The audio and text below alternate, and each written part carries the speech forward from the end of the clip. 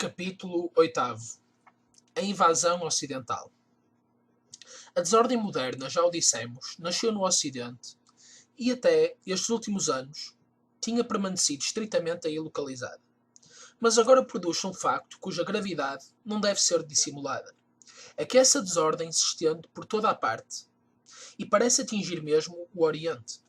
Certamente, a invasão ocidental não é recente, mas até aqui tinha-se limitado a uma dominação mais ou menos brutal exercida sobre os outros povos e cujos efeitos estavam limitados no domínio político e económico.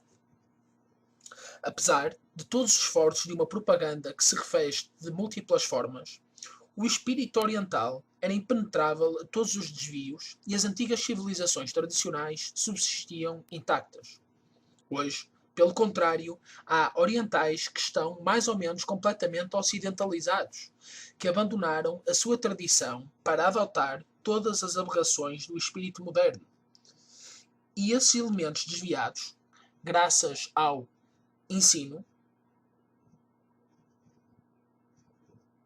das universidades europeias e americanas, tornam-se, no seu próprio país, causa de perturbação e de agitação. Não convém, aliás, exagerar a sua importância, pelo menos neste momento. No Ocidente, imagina-se imediatamente que essas individualidades estridentes, mas pouco numerosas, representam o Oriente atual, quando, na realidade, a sua ação não é muito extensa nem profunda. Essa ilusão explica-se facilmente porque não se conhecem os verdadeiros orientais, que, de resto, não procuram de modo nenhum fazer-se conhecer. E os modernistas, se os podemos chamar assim, são os únicos que se mostram no exterior, falam, escrevem e agitam-se de todas as maneiras. Não é mesmo verdade que este movimento antitradicional pode ganhar terreno e devem-se encarar todas as eventualidades, mesmo as mais desfavoráveis. Já o espírito tradicional se recolhe, de certo modo, sobre si próprio. Os centros onde se conserva integralmente tornam-se cada vez mais fechados e dificilmente acessíveis. Se essa generalização da desordem corresponde bem ao que se deve produzir na fase final de Kali Yuga. Digamo-lo muito claramente, sendo o espírito moderno coisa puramente ocidental, aqueles que são afetados por ele, mesmo se forem orientais por nascimento, devem ser considerados, sob o aspecto da mentalidade, como ocidentais, porque toda a ideia oriental lhes é inteiramente estranha, e a sua ignorância a respeito das doutrinas tradicionais é a única desculpa da sua hostilidade. O que pode parecer bastante singular e mesmo contraditório é que esses mesmos homens, que se fazem os auxiliares do ocidentalismo do ponto de vista intelectual, ou mais exatamente contra toda a verdadeira intelectualidade, aparecem por vezes como seus adversários no domínio político. E, no entanto, no fundo, não há aí nada de que nos devemos espantar. São eles que se esforçam por instituir no Oriente nacionalismos diversos. E todo o nacionalismo é necessariamente oposto ao espírito tradicional. Se eles querem combater a dominação estrangeira, é pelos mesmos métodos do Ocidente, do mesmo modo que os diversos povos ocidentais lutam entre eles. E talvez seja isso que faz a sua razão de ser. Com efeito, se as coisas chegaram a um ponto tal que o emprego de semelhantes métodos se tornou inevitável, a sua utilização só pode ser feita por elementos que romperam todo o laço com a tradição. Pode então acontecer que esses elementos sejam, assim, usados transitoriamente e seguidamente eliminados como os próprios ocidentais.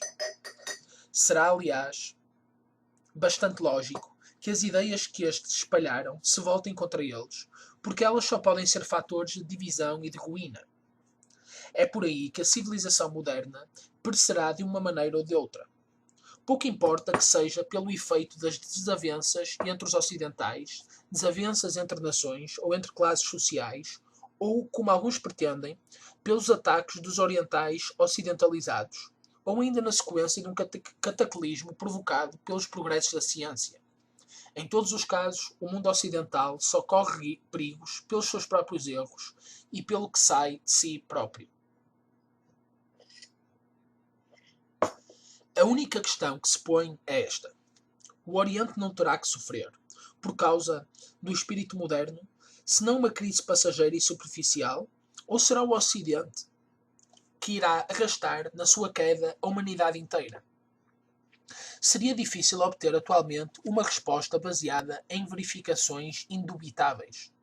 Os dois espíritos opostos existem agora, um e outro, no Oriente, e a força espiritual inerente à tradição e desconhecida pelos seus adversários pode triunfar da força material quando esta tiver desempenhado o seu papel e fazê-la desaparecer, tal como a luz dissipa as trevas. Diremos mesmo que ela triunfará necessariamente, cedo ou tarde, mas pode ser que antes disso haja um período de obscurecimento completo. O espírito tradicional não pode morrer, porque ele é, na sua essência, superior à morte e à mudança. Mas pode-se retirar inteiramente do mundo exterior, e então será verdadeiramente o fim de um mundo. De acordo com tudo o que dissemos, a realidade dessa eventualidade num futuro relativamente pouco afastado nada teria de inverosímil. E na confusão que, tendo partido o Ocidente, atinge atualmente o Oriente, poderíamos ver o começo do fim, o sinal precursor do momento em que, segundo a tradição hindu, a doutrina sagrada deve ser inteiramente encerrada numa concha, para dela ser intacta na alvorada de um mundo novo. Mas deixemos mais uma vez as antecipações e olhemos apenas os acontecimentos atuais.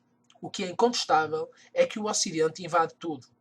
A sua ação exerceu-se primeiramente no campo material, aquilo que estava imediatamente ao seu alcance, quer pela conquista violenta, quer pelo comércio e monopólio dos recursos de todos os povos.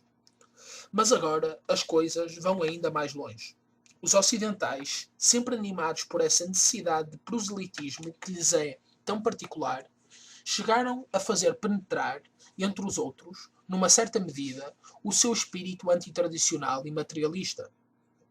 E enquanto a primeira forma de invasão só atingia os corpos, esta envenena as inteligências e mata a espiritualidade.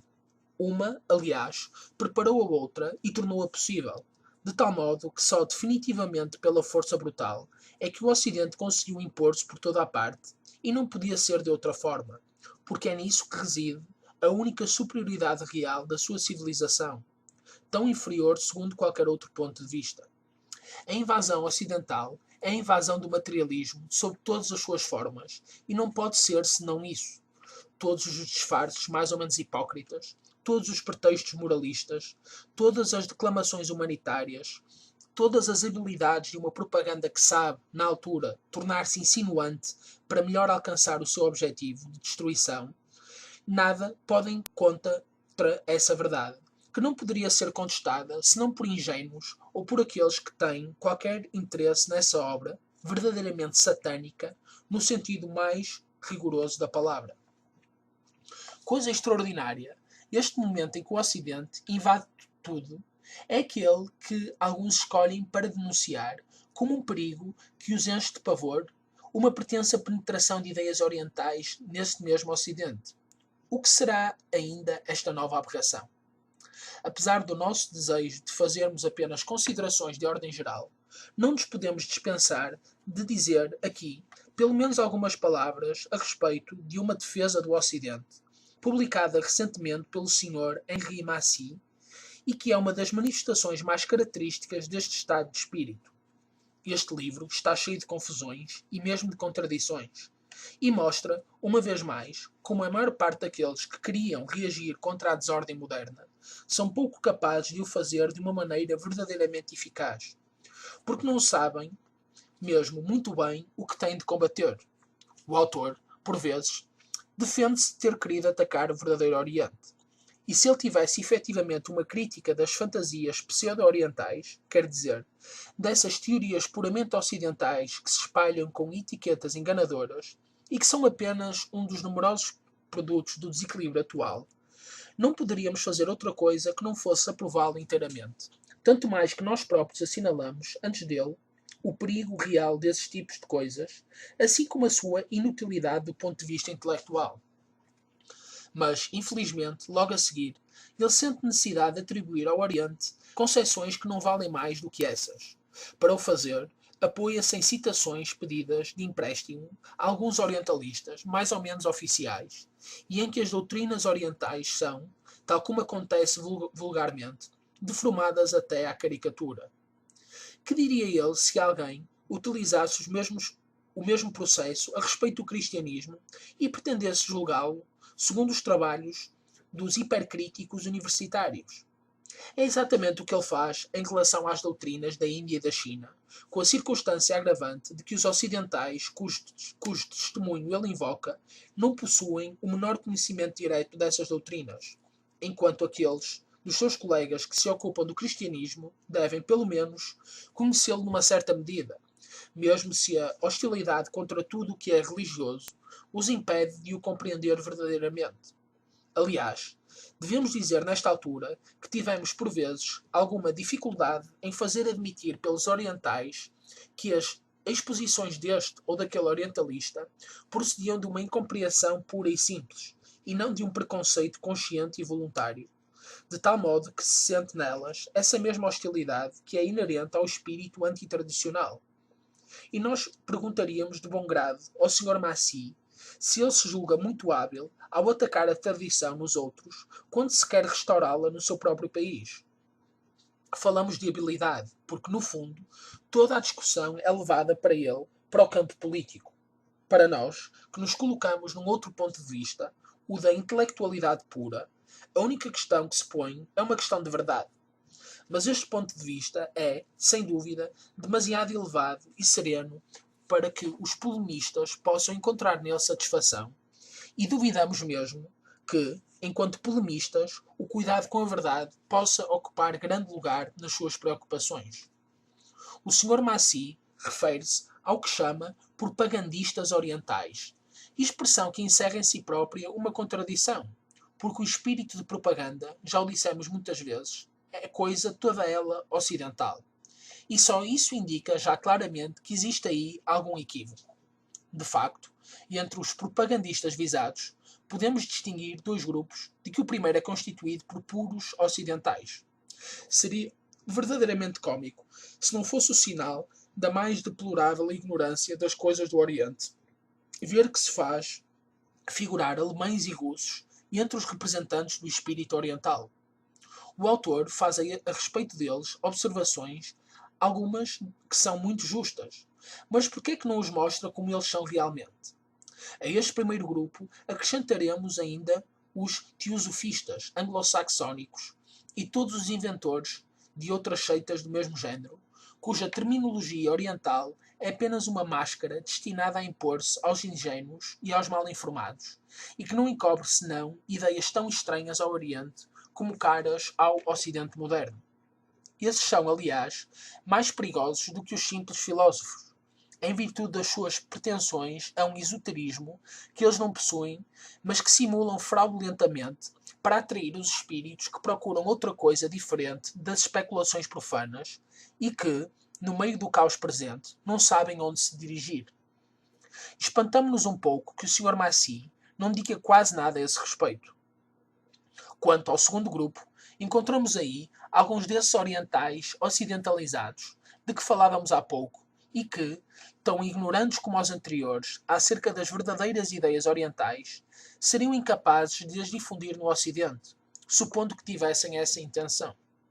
De resto, o fim que eles propõem realmente é contrário a esse, visto que se trata de destruir essas mesmas ideias no Oriente e de apresentar ao mesmo tempo aos ocidentais o seu Oriente modernizado, acomodado às teorias que lhe foram ensinadas na Europa ou na América, verdadeiros agentes da mais nefasta de todas as propagandas ocidentais.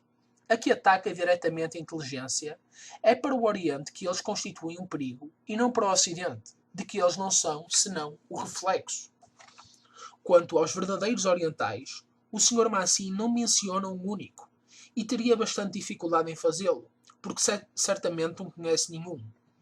A impossibilidade em que ele se encontra de citar o nome de um oriental que não fosse ocidentalizado deve-lhe ter feito refletir e compreender que os propagandistas orientais são perfeitamente inexistentes.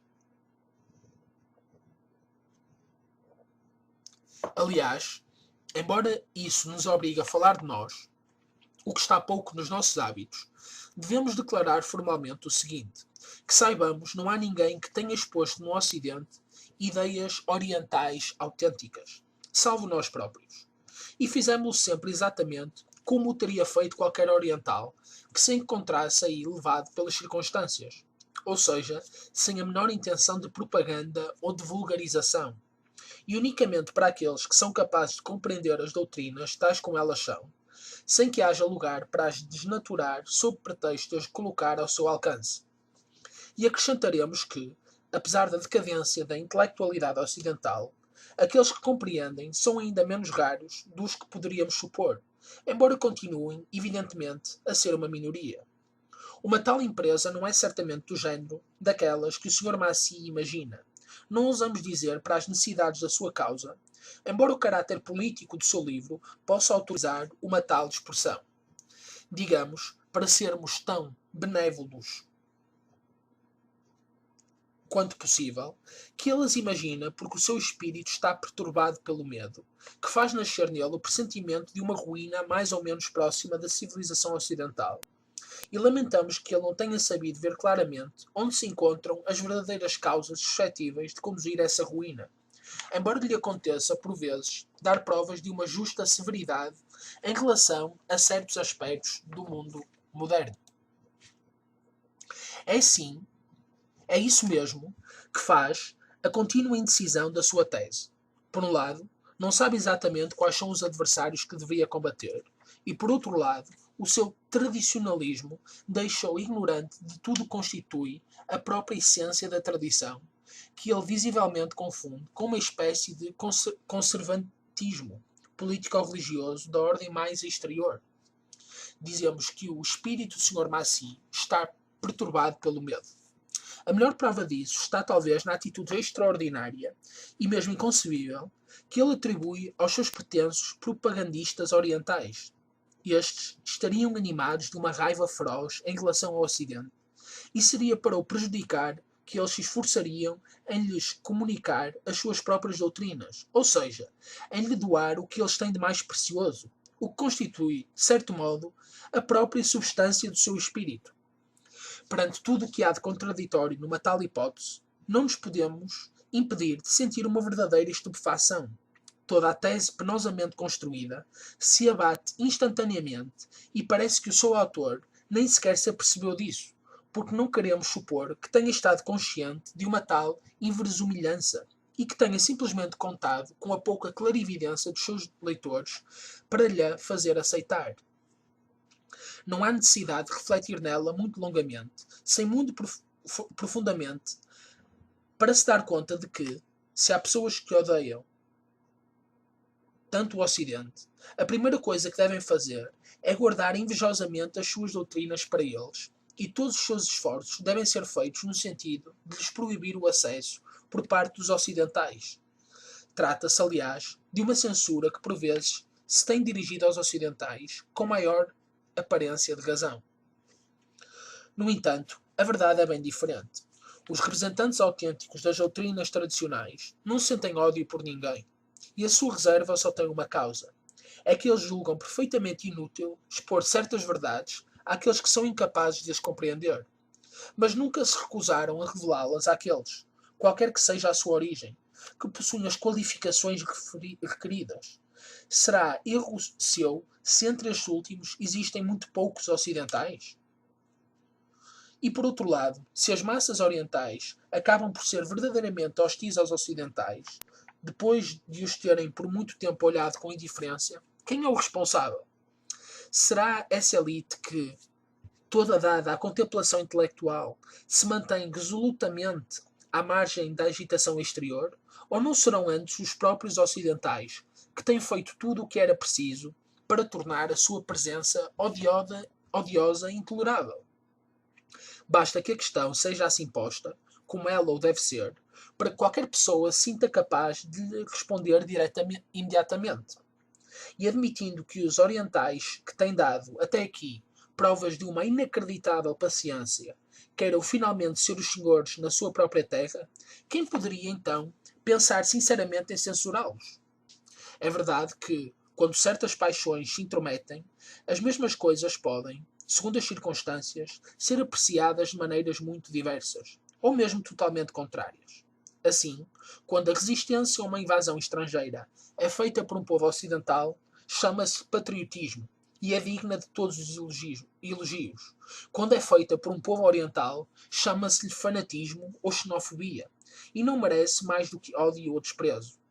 Aliás, não é em nome do direito, da liberdade, da justiça e da civilização que os europeus pretendem impor por todo o lado e em toda a parte o seu domínio e proibir a todos os homens que vivam e pensem da mesma maneira de que lhes é própria?